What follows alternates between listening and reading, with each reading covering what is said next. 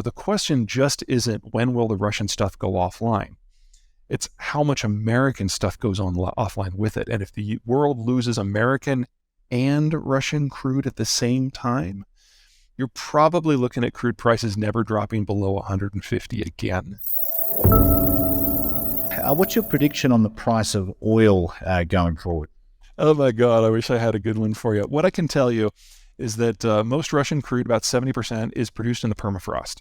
And because the Russian demographic is terminal, and because the Russian educational system collapsed 30 years ago, there's only a very small cadre of skilled workers that are actually trained up to do the work in the permafrost. And they're on average in their late 50s now. So there's not a lot of them. They're literally dying out. And without Western tech and above all else, Western workers, the ability of the Russians to keep this stuff flowing is very much called into question. And that's before you consider war, sanctions, or boycotts, all of which are having their own impact. So we need to plan for a not too distant future when Russian crude exports just aren't there. Now, in that scenario, especially if it happens suddenly, we're going to have a significant price shock around the world. And then you have to look to Washington. Because in Washington, the American president has the authority to end oil exports with the stroke of a pen. It doesn't have to go to Congress. That authority was already granted back in 2015.